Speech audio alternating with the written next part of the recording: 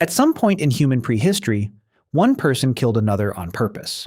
Not in a hunt gone wrong, not by accident, not in the confusion of a predator attack. One human being looked at another human being, made a decision, and ended their life deliberately. And then the rest of the group had to figure out what to do about it. That moment, whenever it happened, whoever it involved, whatever the reason was, is one of the most consequential in human history. Because the way a group responds to deliberate killing within its own ranks is not just a reaction to a single event. It is the foundation of justice. It is the beginning of law. It is the first instance of a community deciding that certain acts require a collective response, and that the individual cannot simply do whatever they are capable of doing without consequence. Everything that followed, every legal code, every court, every prison, every concept of crime and punishment that human civilization ever produced traces back to that moment, to a small group of early humans standing around a body, trying to work out what just happened and what it meant. The question of how they reacted is not simple, and the answer, drawn from evolutionary biology, primatology, archaeology, and anthropology, is considerably more sophisticated than you might expect from people who hadn't invented writing yet. Let's work through it. First, a clarification that matters more than it sounds. Was the first murder actually the first killing? No, absolutely not. Killing is ancient. Violence between individuals of the same species is documented across the animal kingdom, including in our closest relatives. Chimpanzees kill each other. They do it deliberately, in coordinated groups, in what researchers describe as lethal raiding. Organized attacks on neighboring communities that look uncomfortably like warfare. Observations of chimpanzee violence at sites like Gombe and Kibale have documented systematic, planned killing of members of rival groups with the apparent goal of eliminating competitors and expanding territory. Since chimpanzees and humans share a common ancestor from around 6 or 7 million years ago, and since both lineages exhibit deliberate lethal violence, the most parsimonious conclusion is that our common ancestor was also capable of lethal violence, which means killing in some form probably predates our species by millions of years. So when we talk about the first murder, we're not talking about the first time one hominin killed another. We're talking about something more specific and more interesting. We're talking about the moment when killing became murder. When the act became socially recognized as a violation of a norm, when it carried meaning beyond the immediate physical event, when the community felt compelled to respond. That distinction is everything. And it depends on a level of social and moral cognition that took a very long time to develop. To understand when that threshold might have been crossed, you need to understand what early human groups actually looked like and how they functioned. For most of the Paleolithic, the vast sweep of time covering the vast majority of human prehistory, humans lived in small, mobile bands. The numbers are debated, but the general picture that emerges from anthropological modeling and studies of contemporary hunter-gatherer societies is groups of roughly 20 to 50 individuals in the immediate residential band, with broader networks of related and allied bands that might total a few hundred people who interacted regularly. In a group of this size, everyone knows everyone. There are no strangers. Every person in the band has a history with every other person. They have hunted together, eaten together, slept in the same space, helped each other through illness and injury, raised children in proximity. The social fabric of a small band is dense, complex, and deeply personal in a way that is almost impossible to replicate in the large anonymous societies modern humans inhabit. This matters enormously for how killing within the group would have been experienced. It wasn't an abstraction.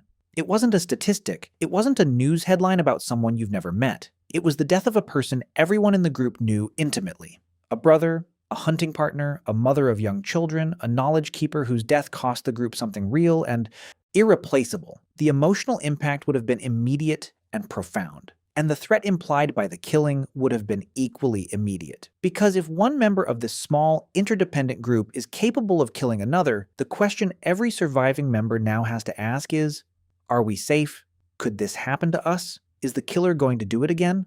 That question, that sudden, visceral uncertainty about safety within the group, is the engine that drives every subsequent social response to murder. And it's not a question that required abstract philosophical reasoning to ask. It required nothing more than the ordinary threat detection apparatus of a social primate suddenly confronted with a threat from an unexpected direction. Before we can understand how early humans responded to murder, we need to understand what they already had in terms of social mechanisms for managing conflict.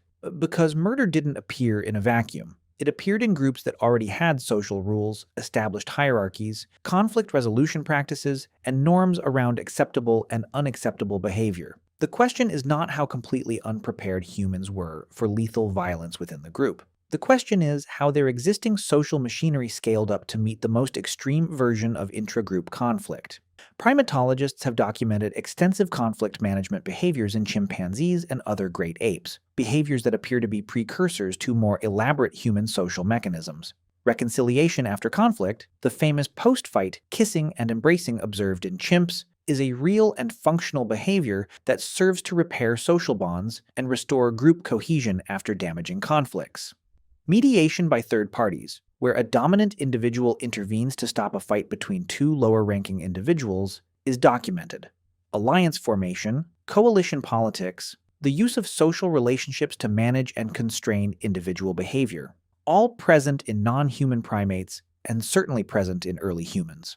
Early humans had access to something their primate relatives didn't, though: language, the capacity for complex communication, to describe what happened, to argue about it, to attribute blame, to discuss what should be done.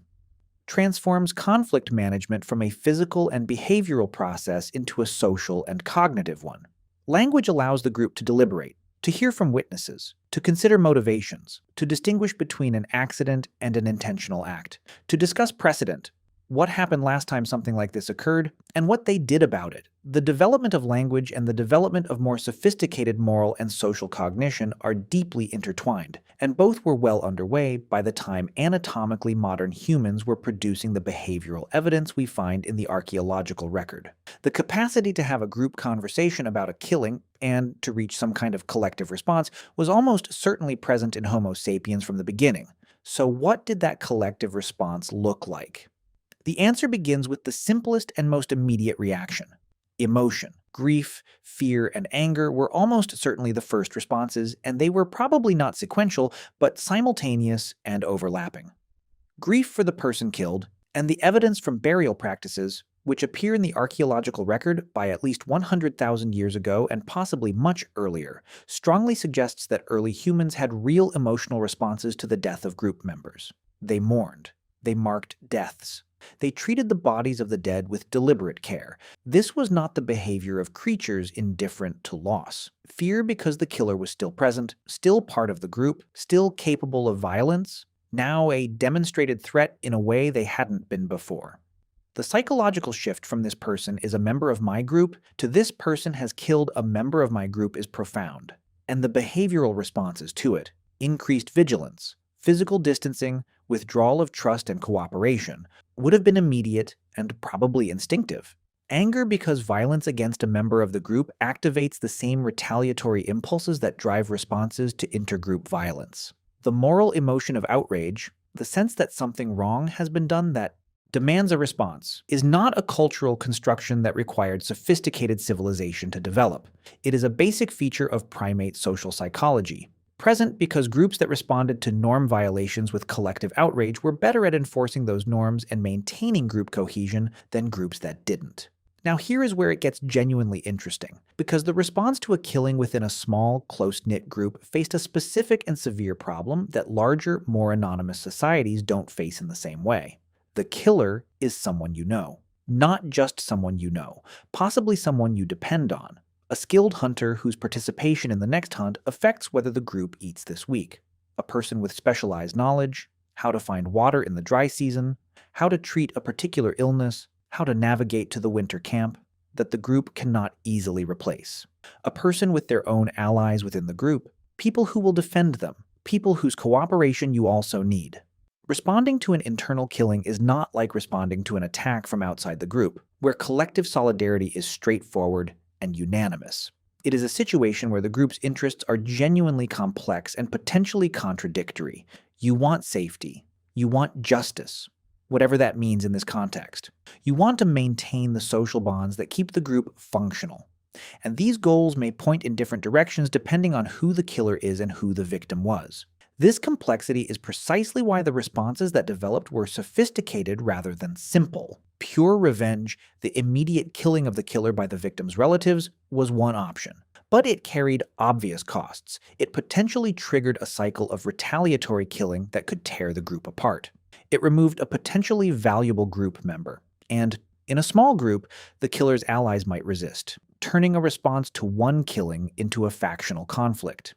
The concept that anthropologists call legitimate killing, the sanctioned elimination of an individual whose behavior was deemed too threatening or disruptive to the group to be tolerated, appears to be very ancient, and it represents a fascinating middle path between individual revenge and organized justice.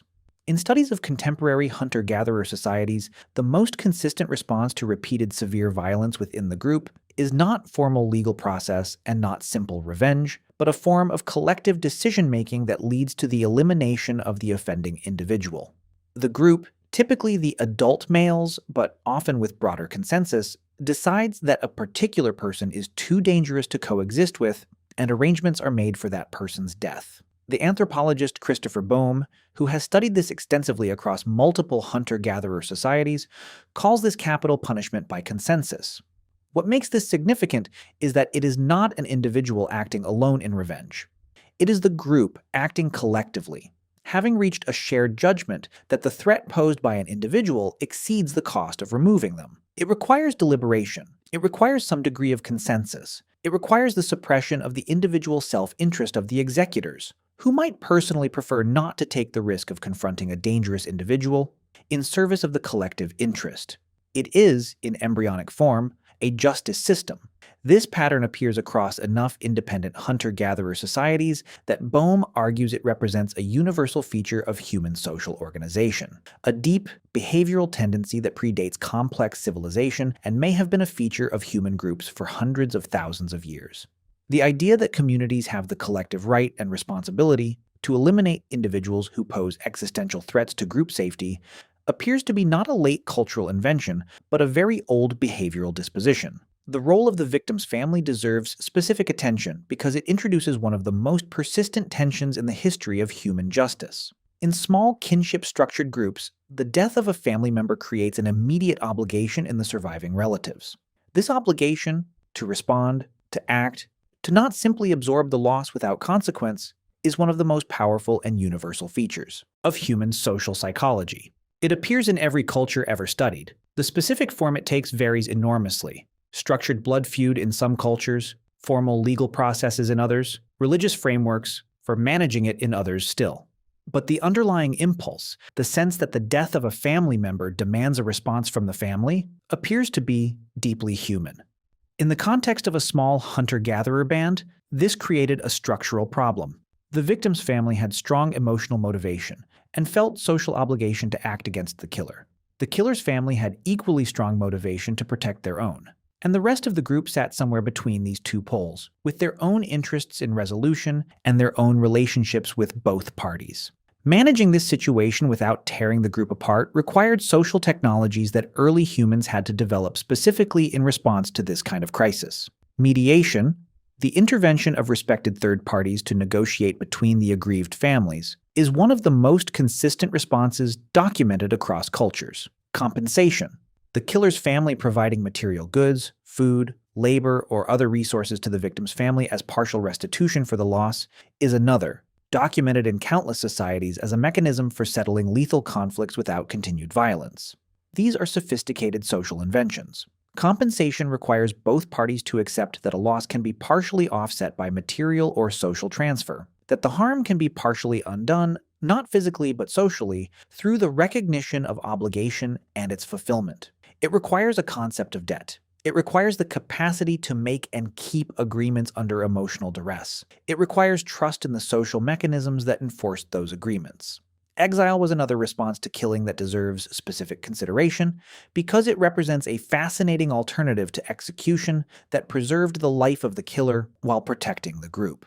Forcing an individual out of the group, banishment, exile, expulsion, is a response to severe norm violation that appears across virtually every human society ever documented. In the context of a small hunter-gatherer band in a dangerous environment, exile was not a lenient punishment. It was, in most circumstances, a death sentence delivered at a remove. An individual expelled from their social group in the Paleolithic lost access to food-sharing networks, cooperative hunting, collective defense against predators, and the accumulated knowledge and skills of the group. Surviving alone in that environment was possible in principle, but extremely difficult in practice, especially over any extended period. Exile has specific advantages over execution as a response to killing. It avoids the moral complication of the group itself killing one of its members. The group does not have to commit an act of deliberate lethal violence. It simply withdraws the social support that makes survival possible. It allows for the possibility of eventual reintegration if the exiled individual demonstrates changed behavior over time. And it removes the physical threat while avoiding the potential for factional conflict that a decision to execute might trigger. The use of exile as punishment implies a sophisticated understanding of what the group actually provides to its members, and what the withdrawal of that provision means. It implies the ability to make collective decisions and enforce them through social consensus rather than physical force alone.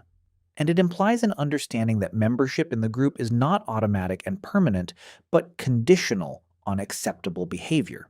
One of the foundational concepts underlying every legal system that came after. There is a dimension to the first murder response that rarely gets discussed, and it is the most psychologically interesting one. What about the killer?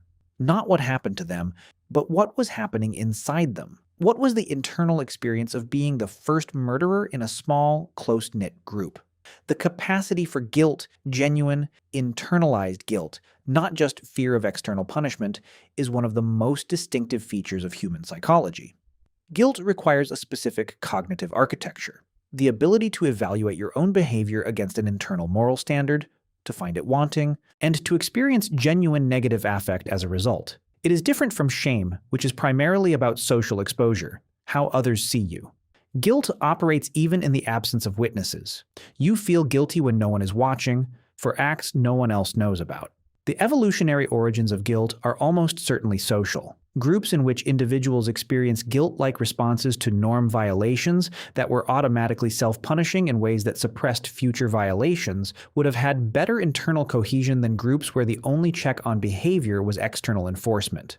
Guilt is a self-policing mechanism, and it is costly to sustain, which suggests it provided real benefits to the individuals who had it. Whether the first murderer felt guilt in this sense is unknowable, but the capacity for it was almost certainly there. The same empathic machinery that allowed early humans to care about their group members, to feel their pain, to be motivated by their suffering, would have been activated by having deliberately caused that suffering and that death. You cannot turn off the empathy selectively. It runs in the background whether you want it to or not. The first murder changed something that couldn't be unchanged. Before it happened, the threat of violence within the group was theoretical. After it happened, it was a demonstrated reality. Everyone in the group now knew, in a concrete and indelible way, that this was possible, that someone they knew could do this, that they could be next. That knowledge required a response, not just to the specific event, but to the new reality it revealed. The group needed to develop, or strengthen, or make explicit the mechanisms that prevented it from happening again. Those mechanisms, the norms, the enforcement systems, the concepts of legitimate and illegitimate violence, the social structures for managing conflict and making collective decisions about individual behavior, are the foundation of everything we call law, justice, and political organization. The anthropologist Richard Wrangham has argued that the suppression of individual dominance, the ability of groups to collectively constrain and, when necessary, eliminate the most aggressive and dangerous individuals within them, was one of the key drivers of human social evolution. What he calls self-domestication, humans domesticating themselves through the social enforcement of behavioral norms, may have been ongoing for hundreds of thousands of years, gradually reshaping the distribution of temperaments and social behaviors in our species through a form of cultural selection. Every time a group collectively responded to a killing by removing the killer, through execution, exile, or social exclusion, it was applying a selection pressure. Individuals whose psychology drove them to violate the most fundamental social norms were removed from the breeding population. Individuals who cooperated with the group, who controlled their impulses, who were better at navigating conflict without lethal violence, survived and reproduced. Over many generations, this process could meaningfully shift the average social temperament of the group. We are, in this view, the descendants of the ones who didn't get exiled. Here is what the whole story adds up to. The first murder was not just a tragedy, it was a civilizational forcing function. It forced a small group of early humans to confront a problem they had no ready-made answer for. What do you do when one of your own deliberately kills another of your own? And to develop one. Whatever answer they came up with, however provisional and imperfect, was the beginning of something. The beginning of the idea that certain acts are not just harmful but wrong, that the group has both the right and the responsibility to respond to those acts collectively. That membership in the group comes with obligations as well as benefits. That the individual's capacity for violence must be constrained by the community's need for safety. These ideas did not arrive fully formed. They were worked out imperfectly over hundreds of thousands of years, in thousands of small groups facing this same problem in different contexts with different tools and different social structures. They accumulated and were refined and were transmitted across generations, and eventually, when humans started living in large enough groups to need formal systems, they were codified into the first laws. Hammurabi's Code, the 12 Tables of Rome, the legal traditions of every civilization that ever wrote its rules down. All of it traces back to a small group of people standing around a body somewhere in the deep past, trying to figure out what to do. They didn't know they were inventing justice, they were just trying to decide what happened next.